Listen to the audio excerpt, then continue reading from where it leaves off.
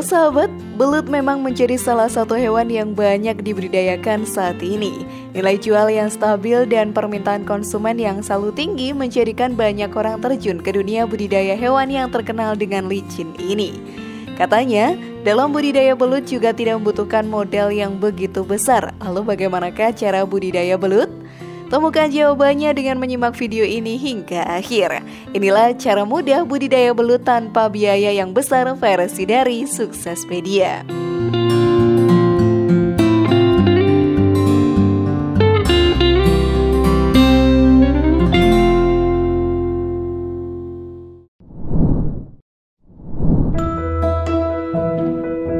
Menyiapkan kolam atau tempat penampungan belut.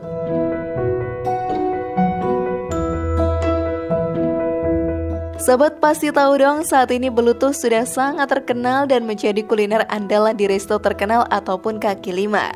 Waduh, memang daging belut itu mantap banget ya rasanya, harganya juga murah. Makanya banyak nih yang mulai terjun ke budidaya belut karena permintaan konsumen yang tinggi dan pemasaran yang mudah.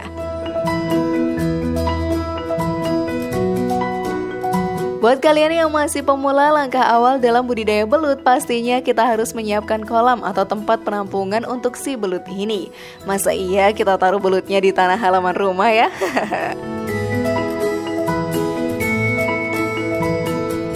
Untuk kolam belutnya sendiri bisa berupa kolam semen yang sangat kokoh. Bisa juga dari kolam yang terbuat dari terpal dan bisa juga dari drum kosong saja. Nah, cukup praktis kan sahabat?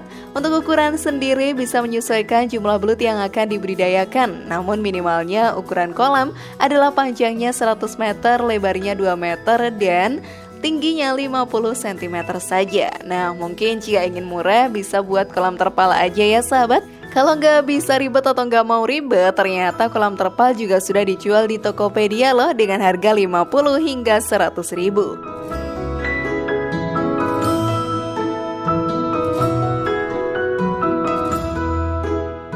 Ada lagi tempat tampung seperti drum. Nah, ini dia yang biasa banyak digunakan oleh para pembudidaya belut. Karena tidak menghabiskan tempat, untuk drum yang dipakai pun bisa dengan diameter 2 meter dan tingginya 1,2 meter. Bisa pula dibeli online juga dengan harga Rp385.000 saja. Tapi sebelum video semakin berlanjut, klik dulu dong tombol loncengnya biar kalian gak ketinggalan info baru dari channel ini.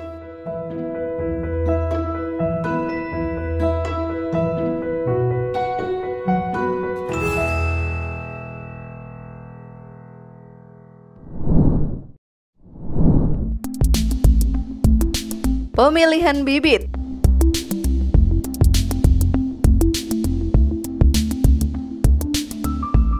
Setelah kolam atau penampungan belut sudah disiapkan dengan matang, langkah selanjutnya adalah pemilihan bibit belut. Nah, ini menjadi salah satu langkah penting. Jika kita mendapatkan bibit berkualitas, maka keberhasilan panen akan meningkat. Dan hasil panen belutnya pun akan berpeluang bagus nih sahabat.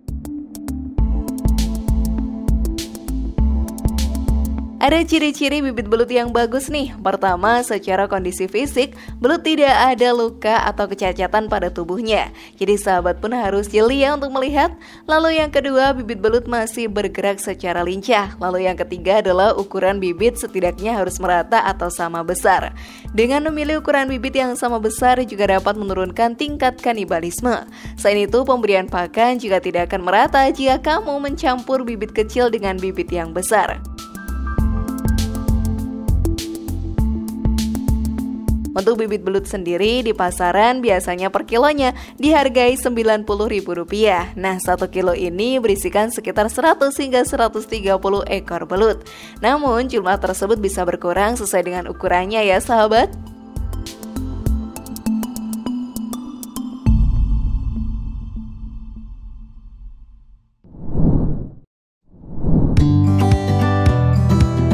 Perawatan belut dan masa panen.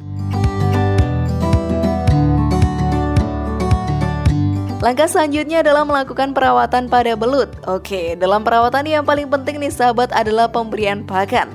Ini pun harus teratur karena jika telat bisa saja menimbulkan kanibalisme pada belut.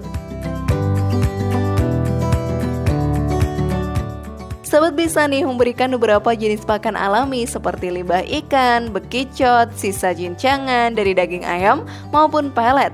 Biasanya nih pakan akan diberikan pada belut secara berkala antara 3-4 kali sehari.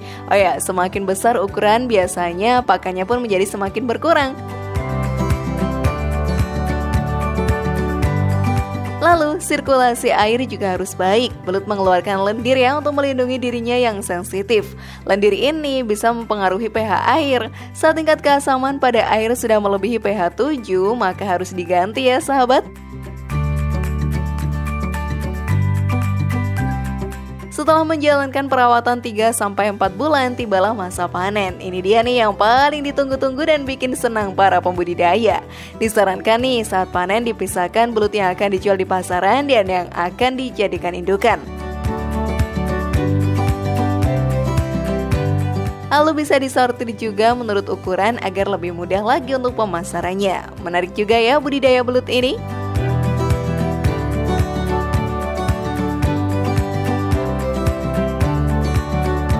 Bagaimana sahabat, apakah kalian mau coba budidaya belut juga? Share pendapat menarik kalian di kolom komentar ya. Terima kasih sudah menyaksikan channel kami. Mari bangun channel Suksespedia dengan cara klik tombol subscribe, like, share, dan aktifkan tombol loncengnya. Sampai jumpa di video berikutnya.